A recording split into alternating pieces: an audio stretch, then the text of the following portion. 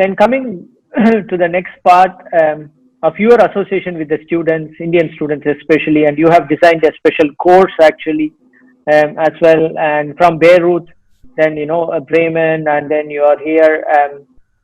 Before going into that part, I'm just coming back to the one which you said with the respect to the Nobel Prize laureate, which I found it also very, very fascinating, because I always see, for all of us, I think there would have been some teachers who have been, even today, we remember them. Not all the teachers from our school or college, but one or other teacher we always remember, not because that person is so strict or he was strict or something, but more than that, teacher can answer all your questions. How probably ignorant or idiotic or probably whatever it could be at that point of time, that teacher could have taken the time and also patience to explain the things to you at that age as simple as possible and as communicative that you can also understand that point. That's exactly, I think, that you also said about the Nobel laureate, when he said such a complex matter like a black hole and galaxy and Milky Path, all those things, somebody can also tell it in such a simple sentence and words that a common public can also understand, who has no idea about all these things. And how far for you yourself, as you have said all along, doing a lot of psychological part of it, communication part of it, intercultural part of it, how it is very crucial in general, that so-called communication that need to be understood by everyone, whether it is also politics. Sometimes it's also the same for the politicians. The politician can be brilliant and intelligent, but if they cannot connect with the common public, then they are somewhere in the ivory tower and very well respected, but never a people's politician. It's the same with science, and it can go with many, many other things also. So from your perspective, how do you see that? Well, you have yourself right now also pointed out that communication is basically the connection which we require, meaning whether it is in natural sciences, things are connected with each other, or things are connected with each other. What actually makes us a structure, humans, is our communication, is our ability to communicate with each other. And when we are living in a culture with people who are very similar to us, we generally do not even think about it, that we are having a particular way of communication. We do, of course, realize that I am communicating differently than you are. Right.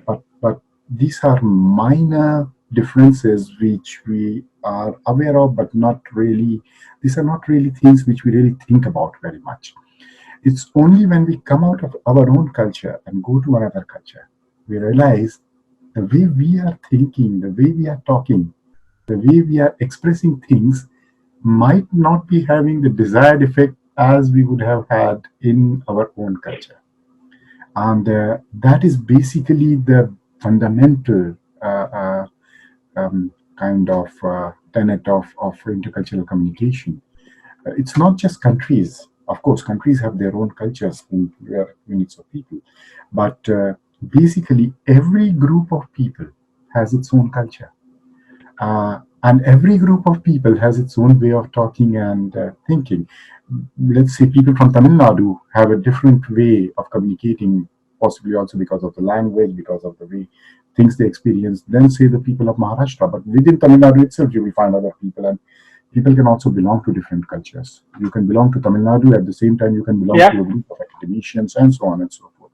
So what is most important is trying to kind of find what exactly are the things where we could find commonalities.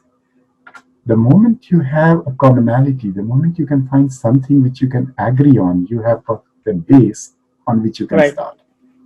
And one of the most other tenets of intercultural communication or cross-cultural communication, which we also see, if I understand your question correctly, is that you will always make mistakes. Whenever you are communicating with people, you are taking a risk.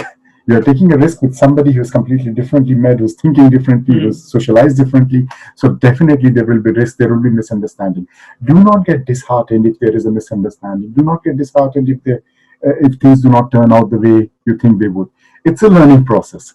And the best thing kind of is to check what is it that could have gone wrong. You can ask the other person as well, how can we best communicate with you? What was it that you didn't understand? Actually listen. An example of this might be what very much happened to me. I do not know, Vallabhai, if you yourself have experienced this. Uh, in India, when we are invited to an event in many parts of India, let's say to a wedding, let's say to a birthday, the answer you are supposed to give is, yes, I'll be coming. Even if you are not coming, you generally say you are coming to be polite, because that is politeness. You say yes, you say that the other person is important to you. Yes, you would like to come. Now, I, as an Indian, when I come to Germany and somebody invites me and I say, yes, I'll be coming, although I know I won't be coming, that's the highest form of disrespect that I can give to that person. True. Now, so basically, this is going to happen to many people. This has happened to me. And this happens in the classrooms as well.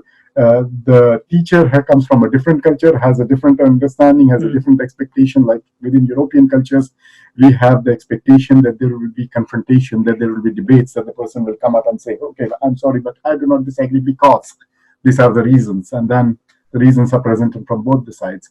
From India, when I first came here, it was often that we had a different way of teaching. It is changing quite a lot, but the basic thing was that if a teacher has explained something, then you accept that.